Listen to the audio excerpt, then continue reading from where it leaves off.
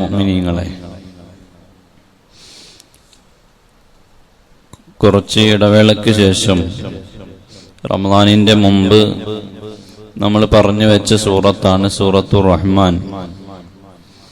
സൂറത്തുർ റഹ്മാനിന്റെ അവസാനത്തെ ഒരു ഭാഗം കൂടെ പറയാൻ ബാക്കിയുണ്ട്.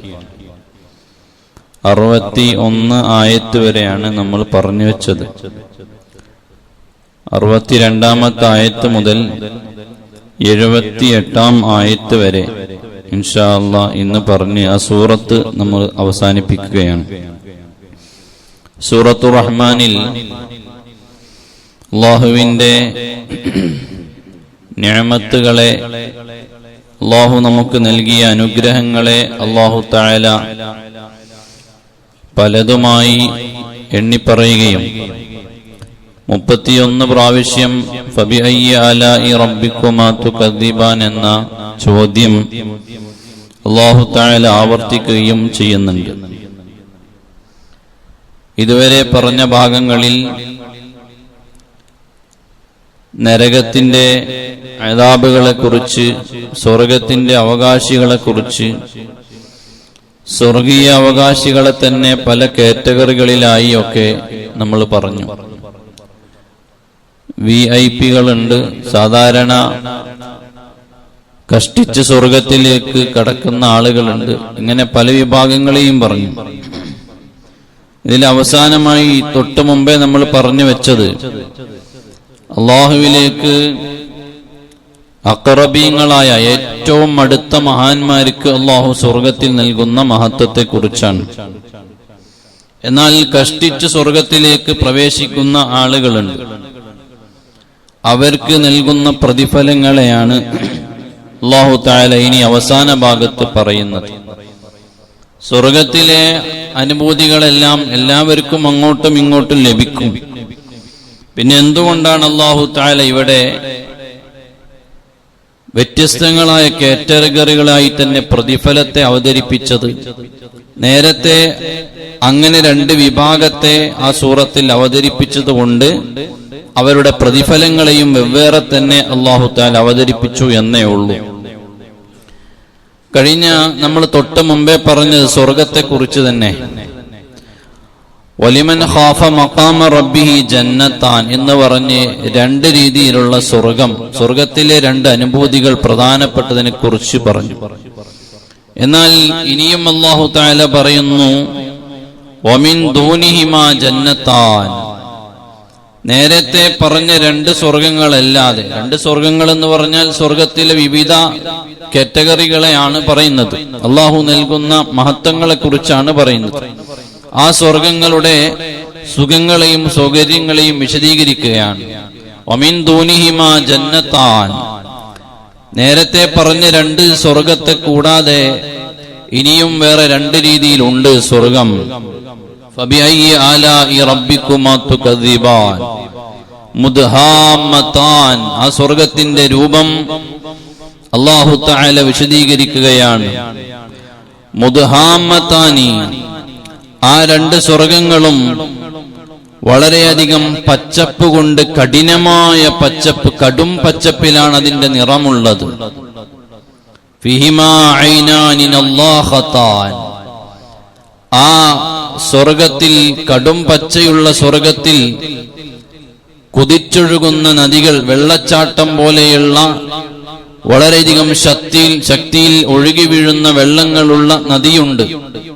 അപ്പോൾ ഒരു പ്രകൃതിയോട് യോജിച്ചു വരുന്ന രീതിയിലാണ് സാധാരണ മനുഷ്യർ, അവർക്ക് ഏറ്റവും താല്പര്യമുള്ള രീതിയിലുള്ള സ്വർഗത്തിന്റെ നിർമ്മാണം. അങ്ങനെ ഒരു രീതിയിൽ വേണമെങ്കിൽ നമുക്കതിനെ പറയാൻ പറ്റും. പച്ചപ്പ് നിറഞ്ഞ സ്വർഗം, അതിൽ പ്രകൃതി രമണീയമായ രീതിയിൽ വെള്ളങ്ങൾ വന്ന് ഉതിർന്നു വീഴുന്നുണ്ട്. ഫബിഅയ്യി ആലാഇ റബ്ബിക്കുമാ തുകദ്ദിബാൻ. എന്നിട്ട് അല്ലാഹു തആല പറയുന്നു ഫീഹിമാ ഫാകിഹത്തുൻ വനഖ്ലുൻ വറുമ്മാൻ. ആ സ്വർഗത്തിൽ പഴങ്ങളുണ്ട്. ഫീഹിമാ ഫാകിഹത്തുൻ. അനവധി പഴങ്ങൾ അതിലുണ്ട്. വനഖ്ലുൻ വറുമ്മാൻ. ആ പഴങ്ങളെ പറഞ്ഞിട്ട് മൊത്തത്തിൽ പറഞ്ഞ് വീണ്ടും അല്ലാഹ് രണ്ട് പഴങ്ങളെ പ്രത്യേകം എടുത്തു പറയുന്നു. വനഖ്ലുൻ വറുമ്മാൻ, ആ രണ്ട് പഴങ്ങളേതാണ്? ഒന്ന് ഈത്തപ്പഴമാണ്, വറുമ്മാൻ രണ്ടാമത്തത് റുമ്മാൻ പഴമാണ്. രണ്ട് പഴങ്ങളെ അല്ലാഹു മൊത്തത്തിൽ ഫീഹിമാ ഫാക്കിഹത്തുൻ, പഴങ്ങൾ ഒരുപാട് പലതുമുണ്ട് സ്വർഗത്തിലെന്ന് പറഞ്ഞു. എന്നിട്ട് വനഖ്ലുൻ വറുമ്മാൻ, ഈത്തപ്പഴവും റുമ്മാനുമുണ്ട് എന്ന് പറഞ്ഞു. എന്തേ അവിടെ പഴങ്ങളെല്ലാം ഉണ്ട്, എന്നിട്ട് പിന്നെ ഈത്തപ്പഴവും റുമ്മാനും സെപ്പറേറ്റ് എന്തുകൊണ്ട് അല്ലാഹു തആല എടുത്തു പറഞ്ഞു എന്നുള്ളതാണ്. മുഫസ്സിരീങ്ങൾ പല അഭിപ്രായങ്ങളും അതിന് പറയുന്നുണ്ട്. അധികം മുഫസ്സിരീങ്ങളും പറഞ്ഞു ചെറിയ ഒരു പഴവും വലിയ ഒരു പഴവും പറഞ്ഞതാണ്. അതിനിടക്കുള്ള വ്യത്യസ്തങ്ങളായ എല്ലാ പഴവും പെട്ടു. അപ്പൊ നമ്മൾ ചോദിക്കും, റുമ്മാൻ എന്നൊക്കെ പറഞ്ഞ അത്ര വലിപ്പമുണ്ടോ? ചക്കൊക്കെ അതിലേറെ വലിപ്പല്ലേന്ന് തോന്നിപ്പോവും അല്ലേ? ചക്ക അതിലേറൊക്കെ വലിപ്പല്ലേന്ന് തോന്നിപ്പോവും ചിലപ്പോ. ചക്ക എല്ലാ നാട്ടിലും കിട്ടുമോ? ചക്ക ഇല്ലാത്തൊരു നാട്ടിൽ പോയിട്ട് ചക്ക എന്ന് പറഞ്ഞു കഴിഞ്ഞാൽ ഇതെന്തോട്ട് സാധനം? പണ്ട് അറബിക്ക് കൊണ്ട് ചക്കച്ചോളം ഉണ്ടോ എടുത്തപ്പോ പഴം തൊലിച്ച പോലെ പറഞ്ഞിട്ടില്ലേ? പഴം തൊലിച്ചിട്ടല്ലേ തന്നെ. നമ്മൾ ചെറുപഴം തിന്നത് തൊലി പൊളിച്ച് അതിനുള്ളിൽ തിന്നുണ്ട്. ചക്ക ഇവിടുന്ന് പാർസലുണ്ടായപ്പോ കഫീലിന് ചക്ക ഉണ്ടായി കൊടുത്തു. ചക്ക പഴം തിന്നണ പോലെ വിചാരിച്ച കഫീൽ എന്ത് ചെയ്തു? ചക്കന്റെ പുറത്തുള്ള മഞ്ഞ പൊളിച്ചിട്ട് കുരു തൊള്ളിലേക്ക് കിട്ടും എന്ന് പറഞ്ഞു. അപ്പൊ ചക്ക പരിചയം അല്ലെങ്കിൽ എല്ലാ നാട്ടിലും ചക്ക. പക്ഷെ റുമ്മാൻ ഈത്തപ്പഴം കിട്ടാത്ത നാടില്ല. നമ്മൾ വിചാരിക്കും നമ്മുടെ നാട്ടിൽ മാത്രമാണ് റുമ്മാൻ ഉള്ളത്. അല്ല, അറബി നാട്ടിൽ റുമ്മാൻ കൃഷി ചെയ്യുന്നുണ്ട്. സൗദി അറേബ്യയിലെ ജിദ്ദയിൽ നിന്ന് പോയി തോയിഫിലേക്ക് പോയാൽ, തോയിഫിൽ ചെന്നാൽ കാണാം അവിടെ റുമ്മാൻ, ഫ്രഷ് റുമ്മാൻ പൊട്ടിച്ചു കൊണ്ടുവന്ന് ചെറിയ ചെറിയ മക്കളുണ്ടാകും. ഹംസറിയാൽ എന്നാണ് നമ്മൾ പിന്നാലെ നടക്കും. ജ്യൂസ് പോലത്തെ, ജ്യൂസിന്റെ ഗ്ലാസ് പോലത്തെ ഒരു ഗ്ലാസ്സിൽ ഇട്ടിട്ടുണ്ടാവും റുമ്മാൻ പൊളിച്ചിട്ടതിന്റെ മണികളൊക്കെ. എന്നിട്ട് അതിങ്ങനെ പാക്ക് ചെയ്ത് നമ്മൾ കൂടെ നടക്കുകയാണ്. 5 റിയാൽ കൊടുത്താൽ അത് തരും. നല്ല ഫ്രഷ് റുമ്മാൻ. മുന്തിരി അവിടുന്ന് നല്ല ഫ്രഷ് കിട്ടും. തോയിഫിന്റെ ആ ഭാഗത്തേക്കൊക്കെ കൃഷി ചെയ്യുന്നുണ്ട്. അപ്പൊ എല്ലാ നാടുകളിലും ഈ പഴം കിട്ടും. അപ്പൊ എല്ലാവർക്കും സങ്കല്പിക്കാൻ പറ്റിയ രണ്ട് പഴങ്ങളാണ് ചെറുതും വലുതും, ഈത്തപ്പഴവും റുമ്മാനും എന്ന് ഒരു വിഭാഗം മുഫസ്സിരീങ്ങൾ പറഞ്ഞു. ഇനി മറ്റൊരർത്ഥത്തിൽ നമ്മൾ പറയുകയാണെങ്കിൽ എന്തുകൊണ്ടാണ് ഈത്തപ്പഴവും റുമ്മാനും പറഞ്ഞത്? ഈത്തപ്പഴം എന്നുള്ളത് കേവലം പഴമല്ല, ഔഷധം കൂടെയാണ് ഈത്തപ്പഴം എന്നുള്ളത്. ഔഷധ വീര്യമുള്ള പഴമാണ് ഈത്തപ്പഴം. അങ്ങനെ പറഞ്ഞാൽ എന്തേ? ഈത്തപ്പഴത്തിന് എന്താ ഇത്ര വലിയ ഔഷധമുള്ളത്? പ്രസവിച്ച സ്ത്രീകൾക്ക് ഈത്തപ്പഴം കഴിക്കൽ നല്ലതാണ്. ഹദീസിൽ വന്നിട്ടുണ്ട്. ഇമാം ഗസാലി റഹ്മത്തുള്ളാഹി അലൈഹി ആ ഹദീസ് ഉദ്ധരിക്കുന്നുണ്ട്. ഈത്തപ്പഴം പ്രസവിച്ച സ്ത്രീകൾക്ക് പ്രസവം കഴിഞ്ഞാൽ 2-3 ദിവസമൊക്കെ നല്ല വയറുവേദന ഉണ്ടാവും. അത് ഏറ്റവും നല്ല ഔഷധമാണ് ഈത്തപ്പഴം. ചില ഡോക്ടർമാരും അത് റിപ്പോർട്ട് ചെയ്തിട്ടുണ്ട്. അപ്പൊ ഈത്തപ്പഴം എന്നുള്ളത് ഒരു ഔഷധമാണ്. മാത്രമല്ല, നോക്കൂ നിങ്ങൾ, ആ ഈത്തപ്പഴം നമ്മള് ചെറിയ മക്കൾക്ക് തീ തൊടാത്ത ഭക്ഷണം എന്നുള്ളവർക്ക് പ്രസവിച്ച ഉടനെ ചിലപ്പോൾ ഈത്തപ്പഴം കടിച്ച് അരച്ചു കൊടുക്കാറുണ്ട് ജനിച്ച ഉടനെ. അതുപോലെ തന്നെ പ്രസവിച്ച സ്ത്രീകൾക്ക് അത് കൊടുക്കണം, ഔഷധമാണ്. മാത്രമല്ല, സ്ത്രീകൾക്ക് ഇത് പ്രസവിച്ച സ്ത്രീകൾക്ക് ഔഷധമാണ് എന്നത് ഖുർആൻ തന്നെ പറയുന്നുണ്ട്. സൂറത്തുൽ മറിയമിന്റെ 25-ാമത്തെ ആയത്തിൽ അല്ലാഹു തആല മഹദിയായ മറിയം ബീവി അലൈഹിസ്സലാം ഈസാ നബി അലൈഹി സ്വലാത്തു വസ്സലാമിനെ പ്രസവിക്കുന്ന സാഹചര്യം, ഭർത്താവില്ല, നാട്ടുകാര് മുഴുവനും ആരോപണമാണ്.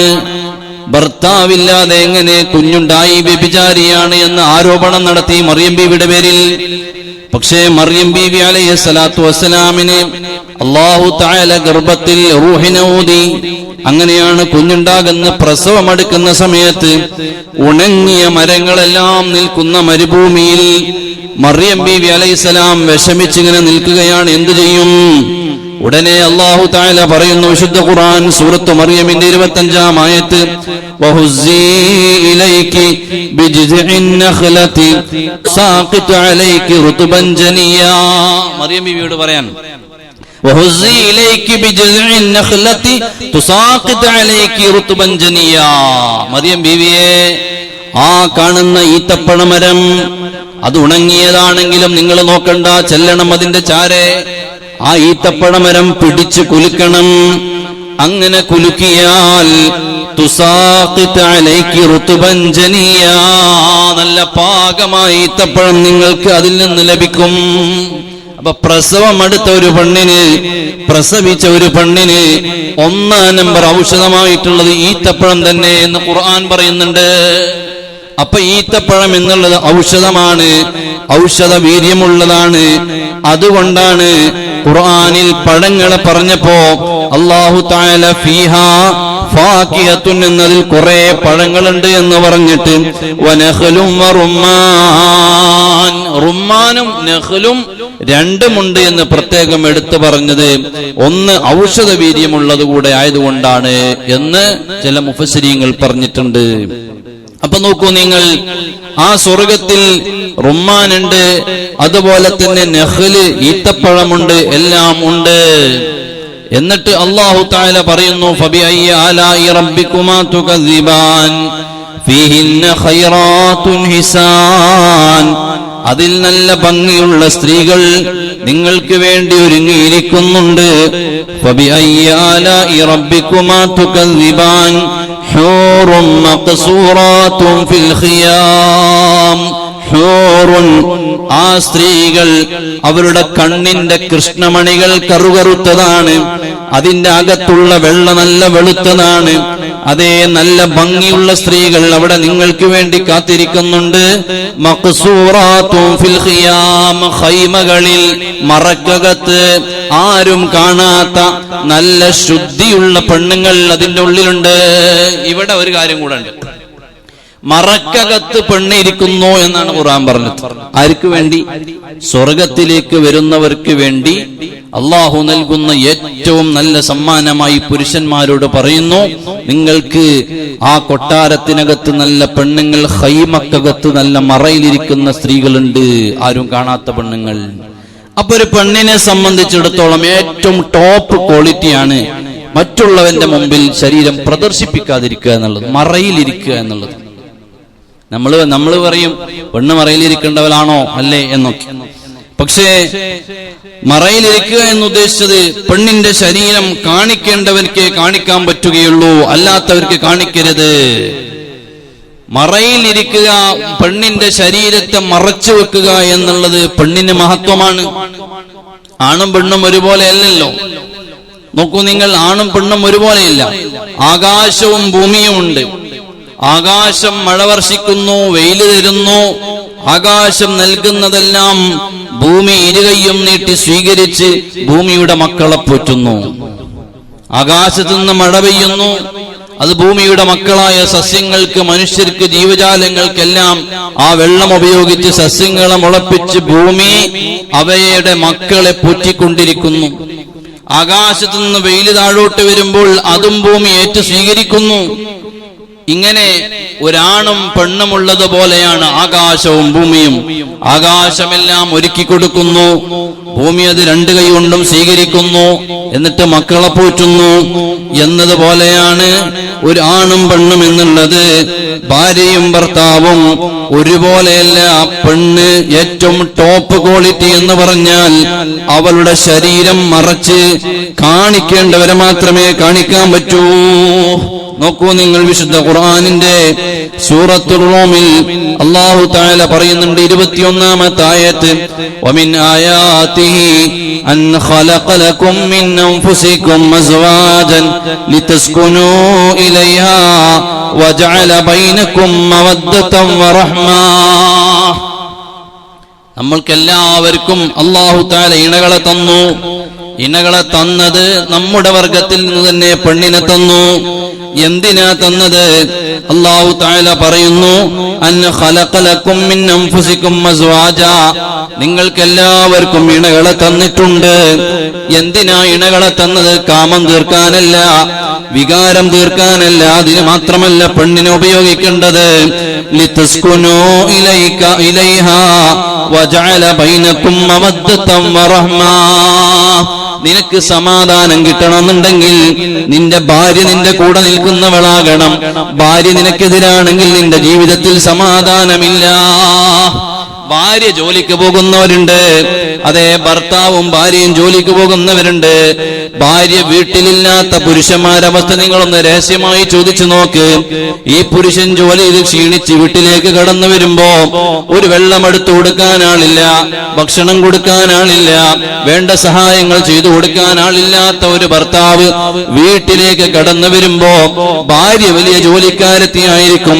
പക്ഷേ അവന്റെ വീട്ടിൽ അവനക്ക് നല്ല പോലെ അവനൊന്ന് സമാധാനിപ്പിക്കാൻ, അവനൊന്ന് ഖിദ്മ ചെയ്യാൻ ആളില്ലാതെ വരുമ്പോ അവിടെ സമാധാനമില്ല. അതാണ് ഖുർആൻ പറഞ്ഞത്, ലിതസ്കുനൂ ഇലൈഹാ. പുരുഷന് പെണ്ണിനെ നിങ്ങളുടെ കൂട്ടത്തിൽ നിന്ന്, നിങ്ങളെ വർഗത്തിൽ നിന്ന് തന്നെ അള്ളാഹുവിനെ സ്വീകരിച്ചു. നിങ്ങൾ ആലോചിച്ച് നോക്കിയേ, മനുഷ്യനെ അത് കഴിയുള്ളൂ അല്ലേ? ഭാര്യയ്ക്ക് പുരുഷന് ഭർത്താവിന് സമാധാനം കൊടുക്കാൻ കഴിയുള്ളൂ. അള്ളാഹു തആല അങ്ങനെ തന്നെ പറഞ്ഞു, അൻഫുസിക്കും, നിങ്ങളെ വർഗത്തിൽ നിന്ന് തന്നെ ഇണയെ തന്നു. അള്ളാഹുവിന് മനുഷ്യനല്ലാത്ത വേറെ ഏതെങ്കിലും ജീവിയിൽ നിന്നൊരു ഇണയെ തന്നൂടായിരുന്നോ? തരാൻ പറ്റൂല. കാരണം എന്താ? സമാധാനം കിട്ടൂല. ഒരു പോത്തിന് ഒരാൾ കല്യാണം കഴിക്കുന്ന പോത്തിനെയാണ് സങ്കല്പിച്ചു. ആ പോത്ത് വികാരമടക്കാൻ അതൊക്കെ മതിയാകും ചിലപ്പോ. ആടോ പോത്തോ പട്ടിയോ. പല ആളുകളിലെ പല രാജ്യങ്ങളിലും പല സ്ത്രീകളും ഭർത്താവായി നായയെ സ്വീകരിച്ചവരുണ്ട്. നിങ്ങൾ വായിക്കണം, ലോകം വായിക്കണം. ഭർത്താവായി നായയെ സ്വീകരിച്ച പെണ്ണുങ്ങളുണ്ട്. അവളുടെ കാമം തീർക്കാൻ ആ നായ മതി. പക്ഷേ അവൾക്ക് സമാധാനം വേണമെങ്കിൽ ഭർത്താവ് വേണം, മനുഷ്യൻ വേണം. അതുപോലെ തന്നെ ഒരു പുരുഷന്റെ കാമം തീർക്കാൻ പല വഴികളുമുണ്ട്. പക്ഷേ പുരുഷന്റെ ജീവിതത്തിൽ സമാധാനം വേണമെങ്കിൽ ഒറിജിനൽ ഭാര്യ വേണം. ഭാര്യ മനുഷ്യനിൽ നിന്നല്ലാത്ത ഒരു ജീവിയാണ് വീട്ടിലുള്ളത് എങ്കിൽ എന്തായിരിക്കും ആ വീട്ടിലെ അവസ്ഥ? ഒരു സമാധാനം ഉണ്ടാവില്ല അല്ലേ? ഒരു കല്യാണത്തിന് പോവാണ് ഭാര്യയും ഭർത്താവും, പോത്തും മനുഷ്യനും അല്ലേ? യാതൊരു അച്ചടക്കം ഉണ്ടാവില്ല. കാലിത്തീറ്റ വാങ്ങിക്കൊഴങ്ങുവൻ വീട്ടിൽ ഭാര്യക്ക് കൊടുക്കാൻ കാലിത്തീറ്റ ആയിരിക്കും. ഇങ്ങനെ എന്തെല്ലോ സാധനങ്ങൾ ഉണ്ടാവും അല്ലേ? അപ്പോ മനുഷ്യന് തന്നെ ഇണയാക്കി അള്ളാഹുവിനെ എങ്ങനെയാക്കാമായിരുന്നു? നിങ്ങൾ നോക്ക്, അള്ളാഹു തആല നൽകിയ വലിയൊരു നിയമത്ത് ആലോചിച്ച് നോക്കിയേ. മനുഷ്യന് ഭാര്യയായി ഇണയാക്കി അള്ളാഹു മനുഷ്യവർഗത്തിൽ നിന്ന് തന്നെ തെരഞ്ഞെടുത്തു എന്നുള്ളത് എത്ര വലിയ നിയമത്താണ്. നമുക്ക് വല്ലതും ചെയ്യാൻ പറ്റുമോ? അള്ളാഹു തആല നിങ്ങൾക്ക് ഇഷ്ടമുള്ള വിവാഹം ചെയ്യാൻ. അങ്ങനെ പറയാൻ തന്നെ ഇവിടെ പല ജീവികളും വിവാഹം കഴിക്കുന്ന ആളുകളുണ്ട് അല്ലെ? കാളയെ വിവാഹം കഴിക്കുന്നവർ, മൂരിയെ വിവാഹം കഴിക്കുന്നവർ, പലതുണ്ട്. പക്ഷേ പടച്ച റബ്ബ് നിങ്ങൾക്ക് ഇഷ്ടമുള്ള വിവാഹം ചെയ്തു എങ്ങാനും പറഞ്ഞിട്ടുണ്ടെങ്കിൽ എന്തൊക്കെയായിരിക്കും ഇവിടെ ഉണ്ടാകുക? അപ്പൊ അതുകൊണ്ട് മനുഷ്യരിൽ പുരുഷനും സ്ത്രീയും ഒരുപോലെയല്ല. ആ സ്ത്രീയുടെ ഏറ്റവും ടോപ്പ് ക്വാളിറ്റി ആയിട്ട് ഖുർആൻ പറയാണ്, സ്വർഗത്തിൽ വരുന്ന മനുഷ്യന് കൊടുക്കുന്ന പെണ്ണ്, ആ പെണ്ണ് ഹൂറും മഖ്സൂറാത്തും ഫിൽ ഖിയാം, നല്ല മണിമാളികക്കടുത്ത് അകത്ത്, അതേ നല്ല വലിയ വലിയ പവിഴങ്ങൾ കൊണ്ടുണ്ടാക്കിയ ഖൈമയിൽ ആ പെണ്ണിനെ ആരും കണ്ടിട്ടില്ല. ആ പെണ്ണ് ഇരിക്കുകയാണ്, മറയിലിരിക്കുകയാണ്. അങ്ങനെയുള്ള നല്ല ഫ്രഷ് സഹോദരിമാരെയാണ് നിങ്ങൾക്ക് സ്വർഗത്തിൽ ലഭിക്കുന്നത്. എന്നിട്ട് അല്ലാഹു പറയുന്നു, അവിടെ നിർത്തിയില്ല, ഫബിഅയ്യാലാഇ റബ്ബികുമാ തുകദിബാൻ. എന്നിട്ട് അല്ലാഹു പറയുന്നു, ലം യത്മിസുഹുന്ന ഇൻസും ഖബ്ലഹും വലാ ജാൻ. ഒരു മനുഷ്യനും ആ പെണ്ണിനെ തൊട്ടിട്ടില്ല, ഒരു ജിന്നും ആ പെണ്ണിനെ തൊട്ടിട്ടില്ല. ഒരു മനുഷ്യനും കൈവെക്കാത്ത പെണ്ണ്, ഒരു ജിന്നും കൈവെക്കാത്ത പെണ്ണ്, ഒരു മനുഷ്യന്റെ നോട്ടവും എത്താത്ത പെണ്ണ്, ഒരു ജിന്നിന്റെ നോട്ടവും എത്താത്ത പെണ്ണ്. ചോദിക്കട്ടെ, ഈ കാലഘട്ടത്തിൽ പുതിയ പുതിയ വിവാഹങ്ങൾ കഴിയുന്നുണ്ടല്ലോ. ഞാൻ ചോദിക്കട്ടെ, പുതിയ വിവാഹം കഴിയുന്ന പെണ്ണുങ്ങൾ ആദ്യത്തെ വിവാഹമാണെന്ന് പേരുണ്ടെങ്കിലും ഒരു പുരുഷൻ നോക്കാത്ത, ഒരു പുരുഷൻ കൈവെക്കാത്ത, ഒരു പുരുഷനെ പ്രണയിക്കാത്ത ഒരു പെണ്ണിനെ ഇന്ന് ആധുനിക കാലഘട്ടത്തിൽ വിവാഹം ചെയ്യാൻ കിട്ടാനുണ്ടോ? അല്ലേ? ഒന്നിരിക്കൽ കോളേജിൽ നിന്ന് ഒരുത്തൻ തോണ്ടിയിട്ടുണ്ടാകും, അല്ലെങ്കിൽ ഒരുത്തൻ തൊട്ടിട്ടുണ്ടാകും, അല്ലെങ്കിൽ ഒരുത്തൻ ലൈൻ അടിച്ചിട്ടുണ്ടാകും, അല്ലെങ്കിൽ ഒരുത്തൻ പിടിച്ചിട്ടുണ്ടാകും, അല്ലെങ്കിൽ ഒപ്പിട്ടിട്ടുണ്ടാകും. ഇതൊക്കെ കഴിഞ്ഞ പെണ്ണുങ്ങളെ കിട്ടുള്ളൂ. പക്ഷെ അറിയില്ല കല്യാണം ആദ്യത്തെ കല്യാണമായിരിക്കാം അല്ലേ? നിങ്ങളൊക്കെ കാണാണ്, ഞാൻ പറയേണ്ട ആവശ്യമില്ല. കഴിഞ്ഞ ഞായറാഴ്ച രാവിലെ പുലർച്ചെ 3:30 മണിക്ക് നെടുമ്പാശ്ശേരി എയർപോർട്ടിൽ ഞാൻ വന്നിറങ്ങി. പുറത്തേക്ക് 4 മണിക്ക് വന്നു. മഗ്രിബും ഇശാവും ഞാൻ ജമ്മാക്കിയതായതുകൊണ്ട് പള്ളിയിൽ കയറാൻ വേണ്ടി എയർപോർട്ടിന് അടുത്തുള്ള പള്ളിയിലേക്ക് വേഗം ചെന്നു. അവിടെ ചെന്നപ്പോ പഠിച്ചവന് ഞാൻ എല്ലാവരും പറയണേ കേൾക്കാറുള്ളൂ. പലപ്പോഴും 1 മണിക്ക് 2 മണിക്കൊക്കെ ഉള്ള യാത്രക്കടിയിലൊക്കെ ഈ ആണുങ്ങളി പെണ്ണുങ്ങളി ചെക്കന്മാരെ കുട്ടികളൊക്കെ കാണാറുണ്ട്. പക്ഷെ ഈ പുലർച്ചയോടടുത്ത സമയം 4 മണി ആയി ഞാൻ പള്ളിയിലേക്ക് വരുമ്പോ പള്ളി തുറക്കാത്തോണ്ട് പള്ളിന്റെ അടുത്ത് ഇങ്ങനെ നിൽക്കുകയാണ്. അപ്പൊ അവിടെ ആ പള്ളിന്റെ അടുത്തുണ്ട് ചായക്കട. നിങ്ങളെല്ലാരും കണ്ടിട്ടുണ്ട്, 2-3 ചായക്കട ഉണ്ട്. നല്ല തിരക്കാണ് അവിടെ ഉള്ളത്. ഫുള്ള് ചെറുപ്പക്കാരികളും. എവിടുന്ന അവര് വരുന്നത്, എങ്ങോട്ട് അവര് പോണത്, എവിടേക്കുമല്ല. ഇവിടെ പരിസരങ്ങളിൽ കോളേജ് ഹോസ്റ്റലുകളിൽ വന്ന് പഠിക്കുന്ന പിള്ളേരാണ്. അവർ ചെയ്യുന്നത് എന്താ, ഞാൻ എന്റെ കൂടെ ഇരുത്തുണ്ടായിരുന്നു, അവരോട് ഞാൻ പറയും ചെയ്തു. 4 പുരുഷന്മാർക്കിടയിൽ ഒരു പെണ്ണ്, 3-4 പുരുഷന്മാരെ കൂടെ ഒരു പെണ്ണ്. കുറെ പേര് അവിടെ ചായ കുടിച്ചു നിൽക്കുന്നുണ്ട്, കുറെ പേര് വാഹനത്തിന്റെ അവിടെ വർത്താനം പറഞ്ഞു. ഒരു പടി പെണ്ണുങ്ങളും ചെറുപ്പക്കാരും ഉണ്ട്. അപ്പൊ ഞാൻ പറഞ്ഞത്, ഇവരൊന്നും വിവാഹം ചെയ്തവരല്ല, ഇനി വിവാഹ ജീവിതത്തിലേക്ക് വരാനുള്ളവരാണ്. പക്ഷേ വഴിവിട്ട ജീവിതം നയിക്കുന്നവരാണ്. ഇത് നമ്മളൊക്കെ രാത്രിയിൽ പുലർച്ചെ ഉറങ്ങിയിട്ടില്ലവർ, രാത്രി മുഴുവനും ഉറങ്ങാതെ കറങ്ങി നടന്ന് അവര് സംസാരത്തിലും അവരുടേതായ ആഘോഷങ്ങളിലാണ്. ഇങ്ങനെ എത്രയോ സ്ത്രീകളുണ്ട്. ഇങ്ങനെ ഇതിലേതെങ്കിലും ഒന്നിനെയായിരിക്കും ഇക്കാലത്ത് നമ്മൾ കല്യാണം കഴിക്കാൻ പോകുമ്പോ കിട്ടുന്നത്. എന്നാൽ അല്ലാഹു പറയുന്നു, അങ്ങനെ ഒരു മനുഷ്യനും തൊടാത്ത ലം യത്മിസുഹുന്ന ഇൻസും ഖബ്ലഹും വലാ ജാൻ, ഒരു പെണ്ണിനെയും ഒരു മനുഷ്യനും ഒരു ജിന്നും തൊടാത്ത പെണ്ണിനെ നിങ്ങൾക്ക് കിട്ടും. ഇത് പുരുഷന്റെ ആഗ്രഹം സൗന്ദര്യത്തോടും പെണ്ണിനോടുമാണ് പുരുഷന് കൂടുതൽ ആഗ്രഹം ഉണ്ടാവുക. അതുകൊണ്ടാണ് പുരുഷന് വേണ്ടി ഹൂറിലീങ്ങളെ പറ്റി പറയുന്നത്. ഞാൻ മുമ്പത്തെ ക്ലാസ്സിൽ അത് വിശദീകരിച്ചിട്ടുണ്ട്. സ്ത്രീകൾക്ക് അങ്ങനെയല്ല. സ്ത്രീകൾക്ക് കൂടുതൽ ആഭരണങ്ങളും മറ്റൊക്കെയാണ് വേണ്ടത്. അതുകൊണ്ട് അവരുടെ ശാരീരിക പ്രകൃതി അങ്ങനെ ആയതുകൊണ്ട് അല്ലാഹു തആല അങ്ങനെ സ്വർഗത്തിലെ അവർക്ക് നൽകുന്ന ആഭരണങ്ങളെ കുറിച്ചും പട്ടിനെ കുറിച്ചും വസ്ത്രങ്ങളെ കുറിച്ചൊക്കെ അല്ലാഹു പറഞ്ഞിട്ടുണ്ട്. അപ്പൊ ഏതായാലും സ്വർഗത്തിലേക്ക് ചെല്ലുന്ന മനുഷ്യന് അല്ലാഹു നൽകുന്ന വലിയ സുഹൃതം ഇതാണ്. എന്നിട്ട് അല്ലാഹു പറഞ്ഞു, ഫബിഅയ്യി ആലാഇ റബ്ബികുമാ തുകദ്ദിബാൻ മുത്തഖീന അലാ റഫറഫിൻ ഖുളിരിൻ വഅബ്ഖരിൻ ഹിസാൻ. അവർ കിടക്കുന്നത് എവിടെയാണ്? നല്ല പച്ചപ്പുള്ള തലയണ വെച്ച് നല്ല മെത്തയിൽ അവരിങ്ങനെ സൗന്ദര്യമുള്ള സുന്ദരമായ മെത്തയിൽ അവരിങ്ങനെ ചാരിക്കിടക്കുകയാണ്. ആര്? സ്വർഗീയാരാമത്തിലേക്ക് എത്തുന്നവർ, അവരെ കാത്തു നിൽക്കുന്ന ഹൗറിയങ്ങൾ. ഫബിഅയ്യി ആലാഇ റബ്ബികുമാ തുകദ്ദിബാൻ. എന്നിട്ട് അല്ലാഹുവിന്റെ ചോദ്യമല്ലയോ, മനുഷ്യവർഗമേ ജിന്നുവർഗമേ, ഇതിൽ ഏതൊന്നിനെയാണ് നിങ്ങൾ കളവാക്കുന്നത്? എങ്ങനെയാണ് നിങ്ങൾക്ക് കളവാക്കാൻ പറ്റുന്നത്? 31ാമത്തെ പ്രാവശ്യത്തെ ചോദ്യമാണ്. ഫബിഅയ്യി ആലാഇ റബ്ബികുമാ തുകദ്ദിബാൻ. എന്നിട്ട് അവസാനമല്ല പറയുന്നു, തബാറക ഇസ്മു റബ്ബിക ദിൽ ജലാലി വൽ ഇക്റാം. അല്ലാഹു എത്ര പരിശുദ്ധനാണ്! ദിൽ ജലാലി വൽ ഇക്റാം, ദിൽ ജലാലി വൽ ഇക്റാം. കളിച്ചവനെ നല്ലപോലെ കൈകാര്യം ചെയ്യാൻ കഴിയുന്ന പടച്ചവൻ.